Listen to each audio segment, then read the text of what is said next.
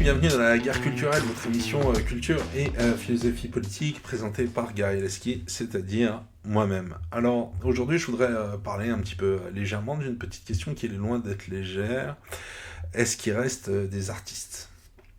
Bon, alors ça, cette question elle se pose avec une acuité phénoménale, hein, parce qu'avant on avait quand même l'habitude de regarder des choses qui nous plaisaient, de lire des livres qui nous plaisaient, d'écouter de la musique qui nous plaisait.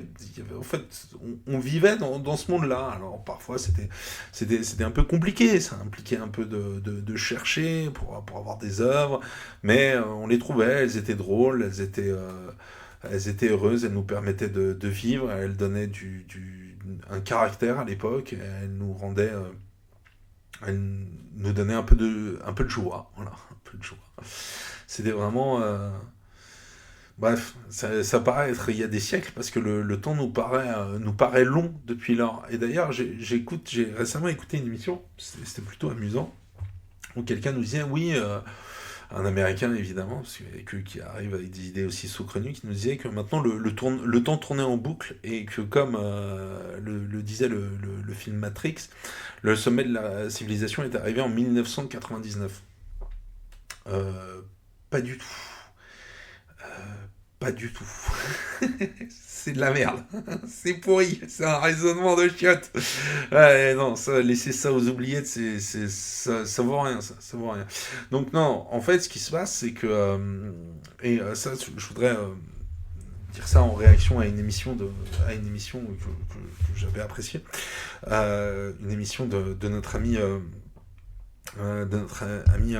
Raphaël Payot, où il avait invité Boris Linka, et où Boris nous disait, entre autres choses, qu'il fallait arrêter les subventions de ci, arrêter les subventions de ça, etc.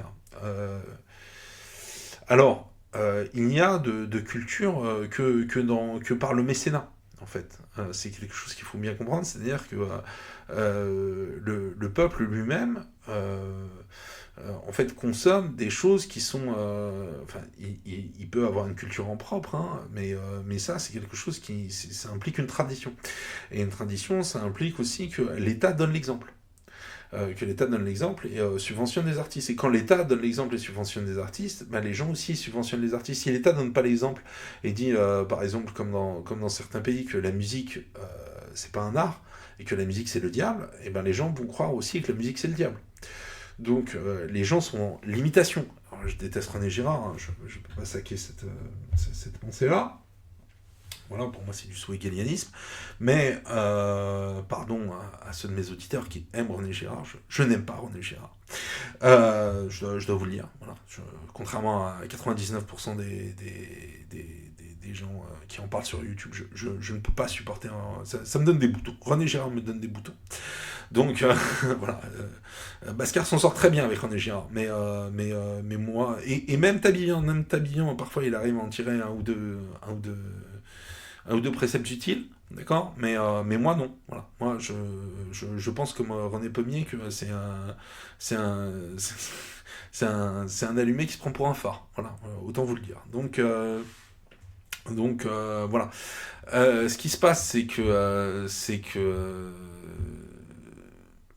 y a plus d'artistes, il y a plus d'art, parce que nous avons été... et ça, vous le savez, il y a deux raisons pour lesquelles il n'y a plus d'art. Déjà parce que, en fait, nous sommes dans un système français de subvention de l'art permanent. Et la subvention de l'art, ça peut pas être permanent. C'est un peu comme le keynésianisme, ça peut pas être permanent. C'est une pompe qu'on réamorce. C'est-à-dire qu'on réinjecte de l'argent, mais il faut l'injecter par moment. Si vous en injectez sans arrêt de l'argent, ça fait que ça attire les parasites. Et les parasites, ils sont collectivistes. Et au bout d'un moment, en fait, tout l'appareil culturel devient collectiviste, et donc est pour la stagnation, est pour recevoir à lui de l'argent, et est pour ne rien donner en échange. Il considère que tout l'État n'existe que pour lui. Voilà. C'est le principe d'une administration obèse. Elle considère qu'elle doit tout bouffer, que tout doit se retrouver dans son immense gueule. C'est un ogre. En fait, on nourrit un ogre. C'est pas un obèse qu'on nourrit, c'est un ogre. Voilà. L'ogre, il est obèse, mais il n'est pas que obèse. Il est aussi affamé. Il est boulimique. Voilà. Donc ça c'est ce qu'on fait, ça. Et du coup, malheureusement, en fait, on s'est retrouvé avec avec un milieu culturel français qui n'a plus aucune obligation de résultat, et par contre, qui a des obligations de conformité morale, idéologique, qui ont finalement pris le pas sur tout talent artistique et qui font que la culture française ne vaut plus tripette. Alors ça, c'est aussi parce qu'il y a eu un alignement sur la culture woke, hein, venue des États-Unis, qui est devenu l'alpha et l'oméga de la gauche contemporaine. Hein, parce que moi, je veux bien qu'il y ait des gens qui se disent de gauche,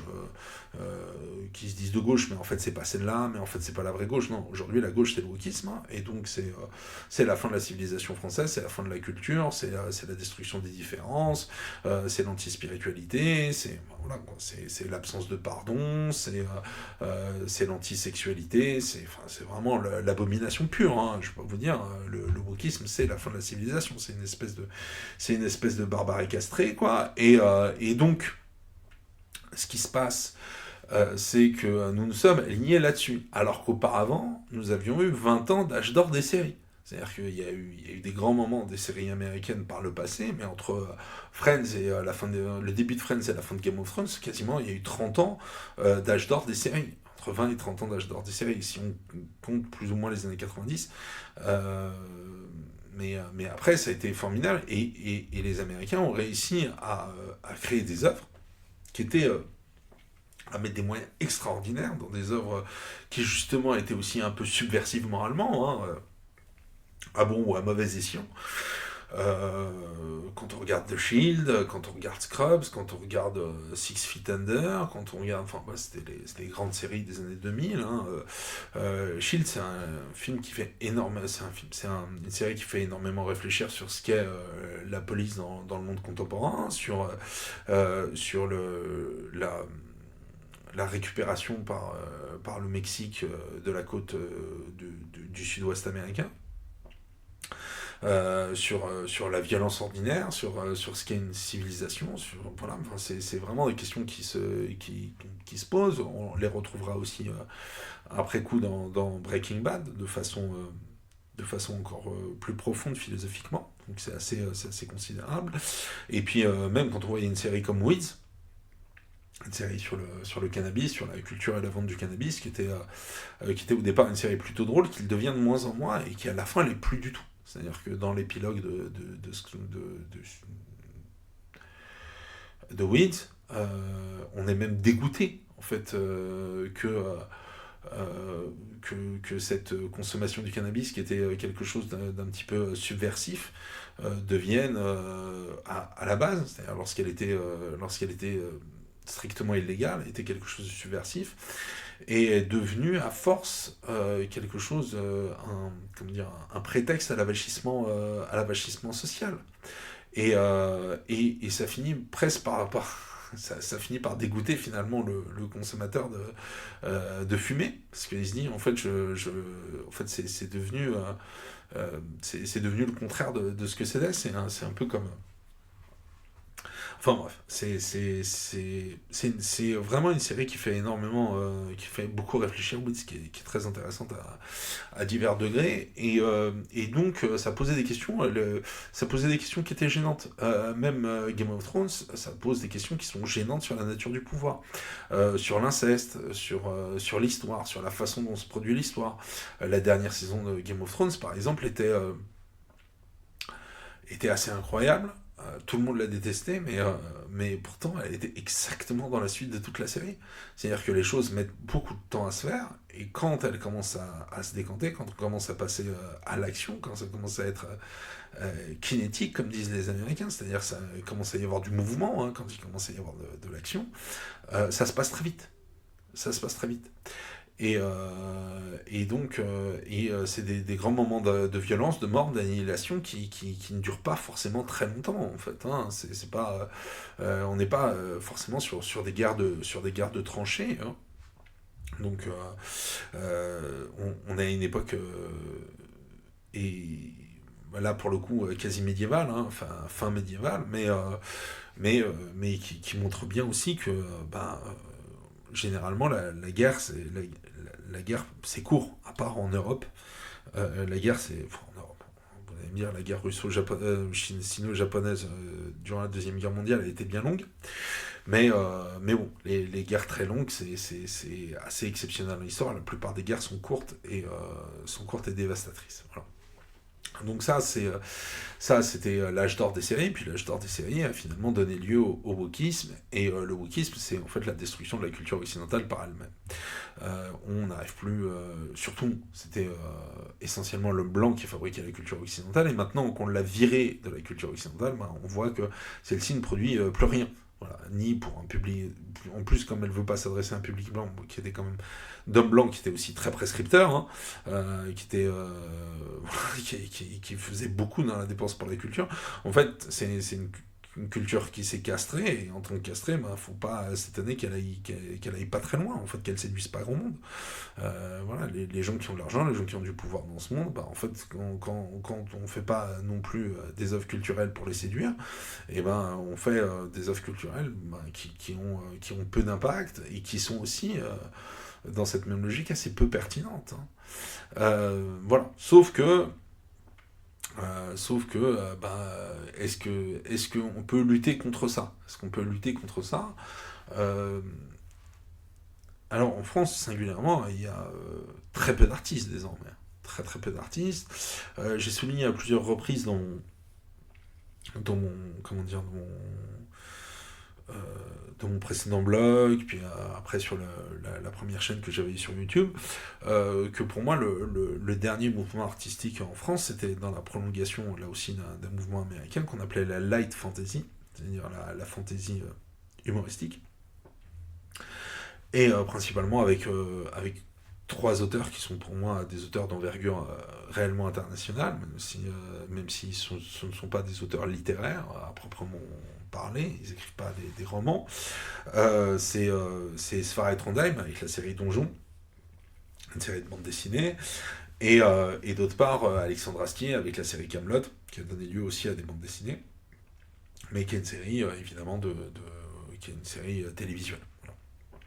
Et ça, on avait justement, c'est-à-dire la light fantasy, c'est-à-dire du merveilleux, hein, ce qu'est la fantasy, mais de façon humoristique, enfin, plus du fantastique dans la question arthurienne, c'est-à-dire une réalité magique, contrairement au merveilleux qui est réellement un autre monde, un autre univers, avec des règles magiques qui l'éloignent beaucoup plus nettement de la réalité, comme on peut le voir par exemple dans Donjon de Sfar et Trondheim, et de Johann Sfar et Lewis Trondheim. Alors, Lewis Trondheim, c'est pas son vrai nom, mais Johann Sfar c'est son vrai nom, et c'est un auteur qui est aujourd'hui très connu, notamment pour avoir réalisé Gainsbourg, Vie héroïque, il y a quelques années. Donc c'est un auteur, voilà, c'est un auteur assez intéressant, assez profond, mais à part eux, je vois très très peu d'artistes français. Alors je sais qu'au Festival d'Angoulême, il y en a encore quelques-uns. Mais bon, là par exemple, je vous dis ça, l'autre jour j'ai récupéré une bande dessinée de Mobius, un album de Mobius. C'est le deuxième album de Moebius que j'achète qui me sauve en fait d'un marasme intérieur réellement plombant. Et le premier, c'était Escale à Faragonesia. Faragonesia, c'est comme vous voulez, si vous voulez le dire à l'italienne. Et c'est c'est un autre monde. C'est incroyable. Escale à Faragonesia, je pense, vaut mieux le lire un peu sous influence, parce que c'est un gros choc. Mais Mobius était un auteur-dessinateur extraordinaire, était quelqu'un de légendaire. C'est-à-dire, il tollait les Américains à 10 km. C'était un mec légendaire, quoi. Aujourd'hui, des mecs légendaires comme ça, en fait, on n'en a plus, en fait. On n'en a plus. Donc, y en a quelques-uns, mais le système ne les favorise pas. Et j'ai vu le système de l'intérieur, et déjà à l'époque, il y a une dizaine d'années, il favorisait plus du tout la réelle création, il fabriquait vraiment la conformité idéologique. Ce qui est étonnant, c'est que dans ce monde où plus rien ne sort, où où en fait la gauche est devenue caricaturale idéologiquement et la droite en fait se met pas non plus, cherche aussi des combines marketing, donc et elle aussi très caricaturale artistiquement parlant, hein. Voilà, j'ai fait tout un podcast pour expliquer que Papacito pourrait nous sortir des vraies histoires avec de la vraie littérature au lieu de faire du réganisme en bande dessinée pour la 112e fois. Voilà, c'est pas pour rien que je l'ai dit, hein. Je considère qu'il y a un moment, il faut il faut faire de l'art. Voilà. Il faut faire de l'art d'ailleurs, même si il n'y a pas de résultat. Et ça, je vais y venir. J'ai été assez frappé ces derniers mois, parce que j'écoute pas mal de musique, j'écoute pas mal de musique anglo-saxonne. Je trouve que la musique française, c'est malheureusement effondré, notamment sous l'effet du rap français, qui est voilà, une espèce de pourriture esthétique, quoi, et à de très très rares exceptions près, hein. Moi, je suis prêt à les écouter si vous en avez, mais globalement, je considère que c'est le pourrissement de la création artistique française, donc voilà. Donc, mais il y a encore quelques musiciens anglo-saxons qui ont une qualité notable. D'ailleurs, j'en avais parlé aussi, quelques compositeurs français qui sont aussi de bonne aloi, hein. J'avais cité Kairos Bloom, par exemple, je trouvais l'album était très bon. Euh, et donc, voilà, il fallait se poser un petit peu la question de ce qui se produisait. Et j'avais parlé aussi d'Offspring du rock féminin, le rock féminin qui était même pas au niveau d'un groupe considéré par beaucoup comme devenu ringard, hein, qui est dit Offspring, et qui pourtant fait toujours a toujours une certaine pertinence dans l'écriture des chansons, tant au niveau rythmique, au niveau mélodique, qu'au niveau des paroles, hein. Alors après, au niveau de la forme, on peut considérer que c'est un goût qui est très daté. En ce moment, il a beaucoup de succès en Amérique du Sud, donc on va pas non plus trop juger de ça. C'est vrai que maintenant, le public d'Offspring est un public au niveau occidental qui est périphérique. Mais ce qui m'étonne, c'est de recevoir cette critique de gens qui prétendent représenter la France périphérique. Mais bon, donc on a ces groupes qui se dépatouillent, qui ont du mal, mais parfois qui font des choses bien. Et puis, là, les anciens reviennent. Là, on a Franz Ferdinand et Radiohead sous la forme de The Smile, qui nous ont fait un album. Franz Ferdinand, donc c'était des rockers de la grande période du rock alternatif, du début des années 2000, du tournant du millénaire. Et Franz Ferdinand a écrit un album qui est mélodiquement incroyable. Qui est incroyable. Alors c'est vrai que Kapranos, les filles ne hurlent plus peut-être devant Kapranos à 50 berges comme quand il en avait 30 ou 27. Très bien. Mais Alex Kapranos est le chanteur de Franz Ferdinand. Et peut-être aussi que Franz Ferdinand a beaucoup pâti du départ de McCarthy, qui était le guitariste, qui était un guitariste extraordinaire et qui faisait beaucoup pour le style, la rythmique et le talent globalement de composition de Franz Ferdinand.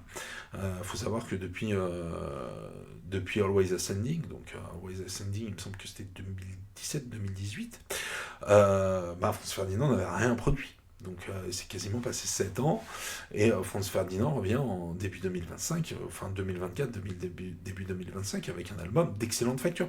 Un album d'ailleurs qui se fait allumer par les critiques wokistes. Parce que on n'a pas le droit d'être bon, en fait. L'homme blanc n'a plus le droit d'être bon. Voilà, il n'a plus le droit de créer un album talentueux.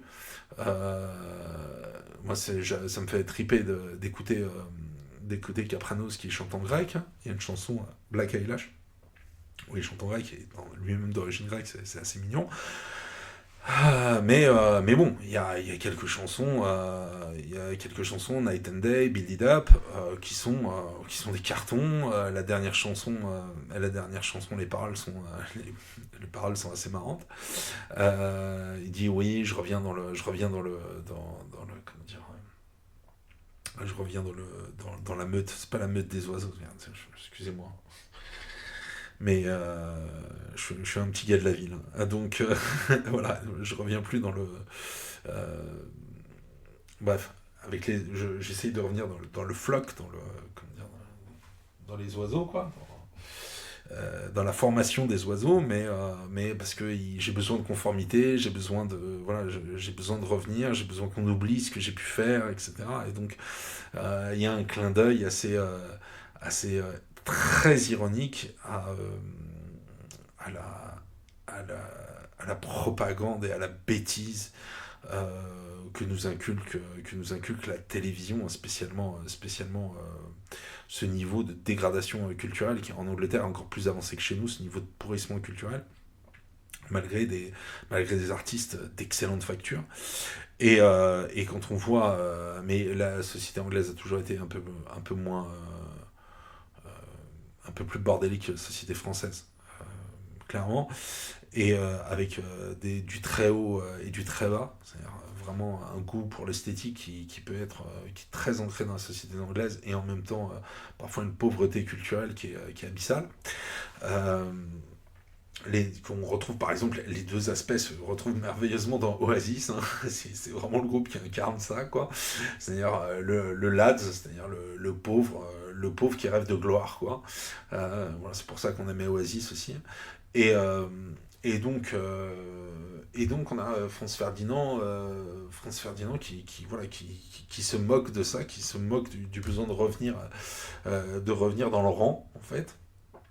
Et alors que par exemple, Liam Gallagher, je crois que c'était dans son dernier album, il avait dit moi je suis libre, allez vous faire voir. Allez vous faire voir les infos, allez vous faire voir. Voilà, chacun a le droit de penser ce qu'il veut, parce qu'on voit bien que l'Angleterre est en train de devenir une dictature. Donc voilà, l'Angleterre est désormais une dictature idéologique. Vous prenez vos photos dans la rue, vous vous faites arrêter par les flics, vous avez des opinions qui sont considérés comme dissidents de vous faire arrêter par les flics. Vous osez dire que des centaines de milliers d'Anglaises se sont fait violer par un gang de Pakistanais, vous faire arrêter par des flics, etc. etc., etc. D'accord. Donc voilà. Radiohead, bon, avec The Smile, Radiohead a relancé un. Donc Radiohead, c'est vraiment le plus grand groupe de rock des années 2000 avec les Red Hot Chili Peppers, une époque alternative. Avec des albums qui sont désormais légendaires, si un jour on considère que on se pose suffisamment pour écrire une légende des années de cette période-là, la dernière grande période de création historique occidentale, hein, celle des années 2000. La période 2010 a été malheureusement particulièrement pauvre à ce niveau-là. La période des années 2020 se promet de l'être encore plus. Mais quand on regarde les années 2000, Radiohead a créé des choses extraordinaires, hein, que ce soit Kid A, que ce soit Amnesiac, que ce soit In Rainbows,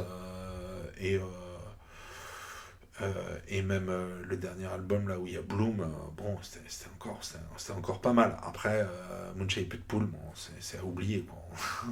On a perdu Radiohead, à ce moment-là, mais pendant les années 2000, c'est incroyable. Et donc, lorsqu'on voit Tom York, et, je crois que c'est Greenwood, je crois que c'est le guitariste, qui ont réalisé quelques albums avec The Smile. The Smile n'est pas réalise pas des albums exceptionnels. Radiohead avait dit qu'à force de travailler, ils étaient quand même assez fatigués, et donc je pense qu'ils ont un peu épuisé leur verve. Toutefois, on voit quand même un sens de l'art, un sens qui est assez étonnant, et aussi quand on voit les titres des chansons, bon, parfois ça reste toujours compliqué de comprendre ce que Tom York dit si vous n'avez pas le texte sous les yeux, mais Tom York est un des meilleurs paroliers de tous les temps, voilà, en tout cas un des meilleurs paroliers d'après-guerre. C'est un auteur d'une profondeur indéniable, et rien que les titres des chansons voilà, sont des petits clins d'œil euh, assez intéressants à ce qui se passe aujourd'hui. Donc voilà, on a aujourd'hui encore des artistes, mais qui sortent marginalement, qui sont détestés par la critique, et, qui, voilà, mais qui montrent qu'ils sont quand même encore très au-dessus du lot. Et ça c'est assez remarquable. Alors, la question, on va me poser la question, est-ce que le public s'est abêti Kaamelott avait montré le contraire. Quand on voit Kaamelott d'Alexandre Astier, on voit qu'on peut passer en fait, d'une série qui est à la base très comique, très un peu terre à terre, un peu de la farce, quoi, un peu de l'humour qui est pas toujours très fin, quoi, et devenir de plus en plus intellectuelle, de plus en plus profonde. Voilà, la saison 4, c'est même une saison qui est très très très très sombre. Et on voit que le public a suivi, le public s'est adapté, et le public arrive à cette profondeur de pensée. Donc, il ne faut pas non plus mettre le manque de succès de l'art véritable et le manque de renouveau des artistes sur le public. Et je pense il faut plutôt se poser la question des intermédiaires et des producteurs. C'est-à-dire que ce soit dans l'édition, dans le cinéma, dans la musique.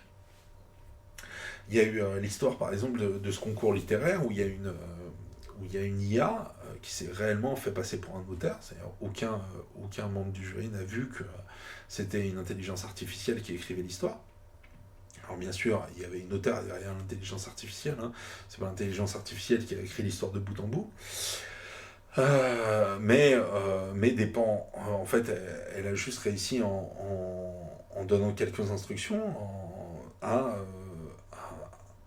faire pondre des paragraphes à l'IA qui font que l'IA puisse se faire passer pour un auteur à part entière. Et c'est pas la question que l'IA soit devenue de plus en plus puissante, c'est surtout la question de l'uniformisation du coup. C'est-à-dire que les éditeurs veulent tous devenir riches, pour la plupart. Les producteurs, cinéma, musique, exactement pareil. Et donc, en fait, ils veulent des recettes qui fonctionnent. Et ils font toujours les mêmes recettes qui fonctionnent, parce qu'ils veulent pas perdre d'argent. En fait, maintenant, on est sur des secteurs artistiques qui sont devenus allergiques au risque. Et la persistance du communisme dans les organismes culturels de l'État n'est pas pour atténuer cette tendance, bien au contraire. Donc du coup, on retrouve toujours le même identitarisme à deux balles. Enfin, c'est un identitarisme jouisseur, c'est pas un identitarisme d'abnégation. Hein. Donc c'est comment jouir le plus possible en étant le plus chelou possible. Hein. C'est pas de faire triompher la France pour nos enfants, nos petits-enfants et les enfants de nos petits-enfants, hein. C'est pas ça non plus. Hein. Et puis derrière, bien sûr, le sentimentalisme à tout craint, le laxisme, etc. Enfin, toujours le culte du bon sentiment, donc, qui permet d'avoir de la morale facile, qui permet en fait de ne pas avoir la moindre élévation artistique. La non-reconnaissance du mal dans l'homme, c'est un art hémiplégique, ce n'est pas un art. C'est à peine un divertissement pour petits-enfants. Et c'est à ça que se réduit l'art aujourd'hui. C'est-à-dire qu'il ne faut pas faut pas trop faire réfléchir le lecteur, faut pas que ce soit trop difficile à lire. En fait, il faut que ce soit médiocre. Il faut que ce soit médiocre au niveau des sentiments, faut que ce soit lisse au niveau des sentiments, lisse au niveau de l'humour, lisse au niveau des thèmes, lisse au niveau de tout, il faut que ce soit lisse. Tu veux avoir un succès grand public, il faut que ce soit le plus lisse possible. Et aujourd'hui, en fait, toute l'industrie, parce que c'est une industrie, elle est pour la production en série, et cette production en série convient de moins en moins à la population qui s'en détourne. Soit en regardant des œuvres anciennes, soit en passant son temps sur les réseaux sociaux, ce qui fait que après, ils n'arrivent plus à revenir vers des œuvres culturelles concrètes. Ils n'arrivent plus à revenir vers des œuvres culturelles d'épaisseur consistante. Et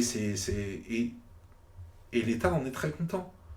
L'État en est très content parce que lorsqu'on s'habitue à la merde, En fait, lorsqu'on s'habitue à des productions culturelles de basse qualité, qui ne font ni réfléchir, ni qui émerveillent, ni qui renvoient à l'évocation du mal intérieur, à un questionnement moral concret, réel, et ben en fait, le public peut se contenter de tout et n'importe quoi.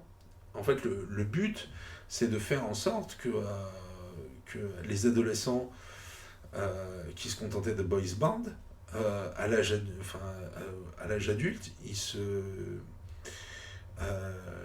aient les mêmes goûts, ils aient les mêmes aspirations.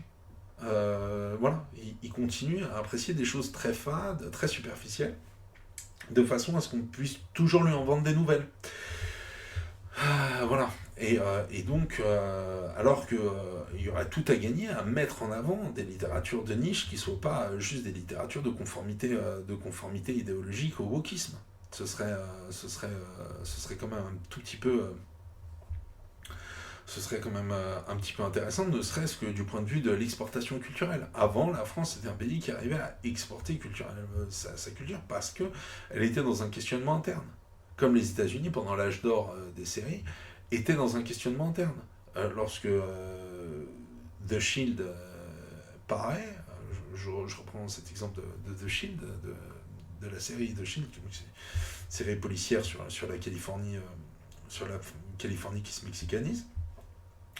La question qu'il y a dans The Shield, c'est une question qui attaque la sensibilité des Américains à de nombreux niveaux. Au niveau de leur propre hégémonie culturelle, au niveau des propres mœurs qu'ils mettent en avant, au niveau... Enfin, voilà, énormément de questions qui se posent. Weeds aussi, énormément de questions qui se posent. Breaking Bad par la suite, et aussi, enfin, le film noir, enfin la série noire, qui va dans les tréfonds de l'âme humaine, posait des questions sur la société américaine. The Walking Dead, une série qui était remarquable par son minimalisme dans les dialogues. C'était vraiment la grande force de The Walking Dead, avant que ça dure au-delà de la 9e saison, malheureusement, ça n'avait plus trop d'intérêt, hein, mais ça valait pour ça, et ça valait aussi parce que ça posait éternellement la question de vaut-il mieux une liberté dans un monde qui n'existe plus, ou une civilisation tellement contrainte qu'en fait elle n'a plus de sens. Et The Walking Dead interrogeait le sens de notre civilisation. Et la question de la barbarie, la question du changement des gens. Et finalement, en interrogeant la question de la barbarie dans un monde sans limite, dans un monde détruit, dans un monde retourné à l'état de nature, The Walking Dead posait aussi la question de la barbarie dans une société de consommation qui rend les gens fous d'addiction. Voilà. Et de ceux qui arrivent à émerger parce qu'ils sont encore plus fous que les autres. Donc, c'est des questions la culture réussit parce que elle pose des questions dures à une société solide qui est capable de les résoudre et donc qui est capable aussi d'exporter son modèle à des sociétés qui sont parfois moins solides et qui sont parfois intellectuellement moins élaborées. Et lorsqu'on a cassé ce moteur-là, c'est difficile de le remettre en marche. Voilà. Oui, c'est-à-dire que l'intelligence est un risque, et l'intelligence est un risque que nous devons prendre avec nous-mêmes. Malheureusement, on a des élites qui sont désormais dans le fanatisme idéologique. Nos élites autoproclamées, bien évidemment, sont dans le fanatisme idéologique, et leur but, c'est de dire que tout ce qui n'est pas eux, c'est le mal, et donc de justifier leur prééminence avec ces artifices culturels. Mais ça ne marche plus. Ça ne marche plus. Nous voyons bien que ces gens-là n'ont pas une moralité supérieure à celle du bas peuple. Loin de là. Donc il faut arrêter de nous la vendre. Ça, c'est une certitude. Donc ça, il y a ça. Mais après, nous, qu'est-ce qu'il faut faire ? Moi, je l'ai dit, je l'ai déjà dit, je le répète, c'est mon credo. Créer, et si vous n'arrivez pas à créer, soutenez la création. Voilà, c'est important, soit en créant des entreprises, soit en faisant des dons, voilà. Il faut soutenir la création, il faut créer, parce que quand vous investissez dans la culture française, c'est en en rémunérant un auteur, en rémunérant un designer, en rémunérant, voilà, en rémunérant une œuvre digne de ce nom. En fait, vous perpétuez votre propre mode de vie. Vous donnez un avenir, parce que vous donnez un caractère à votre nation. En fait, vous participez à l'auto-caractérisation, à l'autodétermination de votre nation. Et ça, c'est quelque chose qu'il faut faire, mais qu'il faut faire aussi envers et contre tout. Alors, ça ne veut pas dire ne pas consommer de produits étrangers. Évidemment, s'il y a des choses excellentes qui se font à l'étranger, il faut en tenir compte. Il faut bien sûr en tenir compte et s'en inspirer et les dépasser, en fait. Il faut aussi savoir ce qui se fait de mieux à l'étranger pour pouvoir dépasser, pour pouvoir faire mieux. Alors parfois, vous allez me dire, on n'a pas les moyens de faire mieux en France, on n'a pas les moyens de faire mieux. Je suis désolé, je me rappelle de ce film américain qui s'appelait True Lies, qui était le remake, le remake, on va dire ça, d'un film français qui s'appelait La Totale, avec Thierry Lhermitte, je crois. Et sauf que c'était Arnold Schwarzenegger qui jouait Thierry Lhermitte, enfin c'était vous dire. Et sauf que à part nous faire des actions, nous faire des scènes d'action absolument extraordinaires, mirobolantes, avec des hélicoptères, des bazookas, des trucs comme ça. Bon, c'était marrant à regarder quand j'étais gamin, mais bon, le film français était quand même plus ou moins aussi bien, quoi. Donc ce qui fait aussi la valeur d'un film, c'est pas seulement les effets spéciaux. D'ailleurs, en plus, les Français sont vraiment pas mauvais au niveau des effets spéciaux. Hein, donc on n'a pas grand-chose à leur envier, à part leur capacité financière. La question, c'est aussi le contenu, c'est le caractère psychologique qui fait la valeur d'un film, qui fait la valeur d'une œuvre cinématographique. C'est le contenu intellectuel aussi la sensibilité qui fait la valeur musicale. Alors la France n'a jamais été un pays aussi musical que les pays anglo-saxons, mais on a quand même des gloires musicales. Donc c'est quand même à tenir en considération, et puis même avec des textes qui sont parfois très étudiés. La chanson française, c'est vraiment c'est vraiment de la chanson, c'est vraiment de la parole, c'est vraiment du texte. Au niveau des textes, on n'a clairement pas grand-chose à envier aux Américains, donc il n'y a pas de raison de ne pas faire notre propre art, sinon le découragement, en fait, qui nous est imposé par nos propres élites. Et pour ça, il faut lutter. Alors, je sais que c'est le travail d'une vie, en tout cas, c'est le travail de la mienne, mais de toute façon, il n'y a pas d'autre choix. En fait. Il n'y a pas d'autre choix, parce que, à part la création, il y a le néant, en fait. Et le néant, c'est la fin. C'est-à-dire que il restera rien de nous. Il restera rien de nous, non seulement intellectuellement, culturellement, mais aussi matériellement, en fait. Si nous sommes détruits en tant que nation, en tant qu'esprit national, nous serons vaincus en tant que matière nationale. Vous devez bien le comprendre. Donc c'est à partir de ça qu'il faut réfléchir et qu'il faut agir. Voilà. Là-dessus, voilà, n'oubliez pas la Boétie, parce que la Boétie, c'est pas que pour Jean-Luc Mélenchon, hein, qui a décidé de s'accaparer le philosophe. La Boétie disait il suffit de cesser d'obéir et vous serez libre. Ça vaut au niveau culturel. Ça vaut au niveau culturel. Je sais pas si ça vaut tellement au niveau politique, parce que je pense que c'est un peu se moquer du monde. Que de dire ça un peu facilement, mais au niveau culturel, c'est à mon avis totalement pertinent. Totalement.